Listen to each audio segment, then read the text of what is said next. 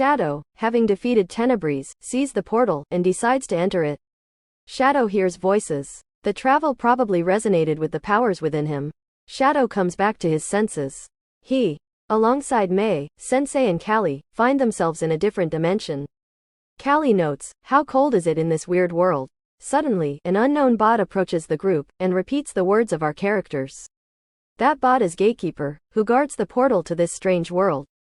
Sensei warns Mei, saying to be careful around the bot, since the immortals aren't happy that the group came to their world. How does Sensei know about the immortals? Do you have any theories? Tell in the comment. Afterwards, the bot repeats Sensei words. Sensei notes, that Gatekeeper isn't that smart. Callie has a strange feeling, she thinks the bot is understanding them. Despite the fact he looks not so much intelligent. Sensei tells it's not important whether the bot understands the group or not. What matters is the fact that this bot wants to fight. And Shadow has no other choice but to take responsibility for what he did. If you forgot what Shadow had done, he had entered the portal that had been at the heart of the underworld. Gatekeeper is defeated. A scientist named Simon approaches the group. He tells that the gate or portal was known throughout centuries to remind the beings of the world that things beyond their dimension exist. And Shadow proved that theory. Sensei is curious about why the bot was trying to kick them. Simon responds that the bot stands there to defend the portal from dangers. But the scientist admits that Shadow's group doesn't look like enemies, although the danger was expected from Shadow's world. Shadow's entrance strengthened the obelisk, it probably reacted to Shadow's immense power. Simon tells, their world of immortals is about to be destroyed, and the obelisk is quite important there. The group is confused with this obelisk, but Simon is saying that it's no joke, the world is about to end. Simon tells a story about the Patriarch, the ruler of their world, who studied the portal for years. Later the Patriarch withdrew within himself, and put the obelisk. And it did something to their world. Something not so good, that threatens the world's existence. Simon says the Patriarch escaped the punishment he had to take. He also tells they need to free Lazarus, a rebel who protested against the Patriarch from his cell. Simon heads the group to the Saturn's prison, where Shadow has to take down Saturn. Saturn afterwards tells that Shadow will never be able to find Lazarus, as he escaped the prison and was nowhere to be found. He probably hid in the marshes. Mei on the way to the location is cautious. She is afraid that even someone so strong as Saturn didn't decide to go after the prisoner to the swamps. It means there is some terrifying danger awaiting them. Saturn is surprised, the group actually decided to save that Lazarus guy. She asks if the group wants to meet death itself? Then it serves them right.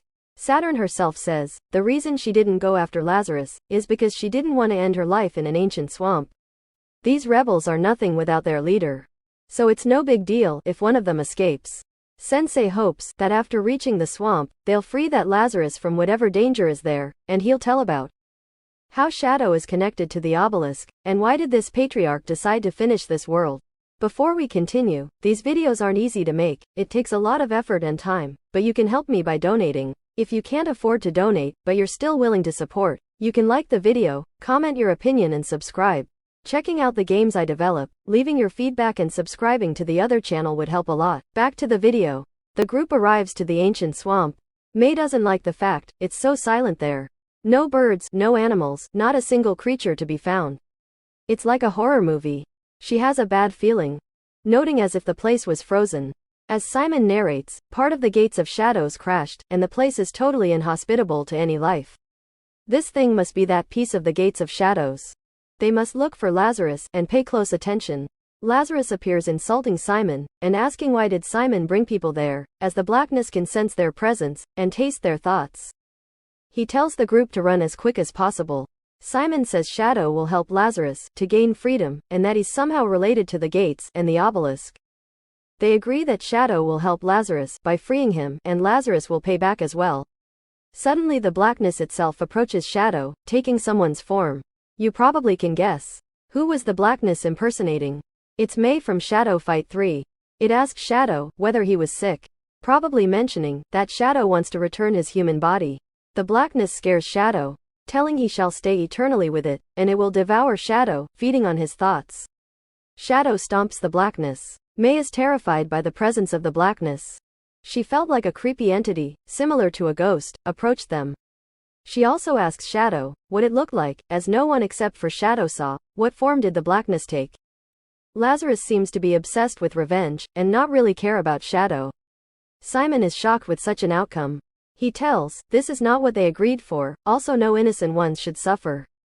Sensei is annoyed, and asks Simon, who did they free, and that they trusted the man of science. Simon tells, that Lazarus must be stopped. Otherwise the city, and Patriarch altogether, with innocent creatures would suffer. Simon is intrigued. He says Lazarus should have destroyed the obelisk, but he's nowhere to be found. The obelisk itself is, as if nothing harmed it. But we can see, one man in the crystal trapped. Sensei notes, how silent is there, and it's a bad omen. That crystal is the heart of darkness, it's how the obelisk accumulates energy. They're now in the concentration hall, as noted by Simon. May also asks the same question, everyone wanted to know the answer for. Is that guy actually supposed to be inside that crystal? Simon tells it's not. It differs a lot from the last time he saw the hall, mentioning the old man was right. Stalker sees Shadow, and says he has a power that speaks. Stalker can hear it, probably because he's made of the same energy. And asks, whether Shadow will finish what he started. Stalker, after being clapped, says Shadow must stop, and that he'll be just like him. Stalker warns about something spreading everywhere. It could be the Shadow mind, and the Shadow energy, that got into the world of Shadow Fight 3. Simon is glad, the Patriarch was defeated. Yeah, this guy is the Patriarch, the ruler. The guy who put the obelisk, and decided to end the world. Who did you expect him to look like? Tell in the comments. May is horrified by the fact that Lazarus did something so awful. That made Stalker the way he is. Simon says, it's more complicated than that. It's unlikely Lazarus could do such a thing. And he also tells, that Lazarus is the son of the Patriarch. Yeah, they look exactly the same. Okay, jokes aside, Stalker probably got such an appearance after exposure to shadow energy. A similar thing happened to countless people in Shadow Fight 3. It's just so powerful. If you want a video about it, tell in the comments. But how does the story end? For now, we know that after defeating Stalker, Shadow loses his consciousness and hears someone's voice. This someone also asks if Shadow missed him. This means Shadow knows this someone. Whom could this mysterious sound belong to? Tell your theories, and for now we're waiting for the next tier of the Underworld from Neki. They're definitely going to continue the story.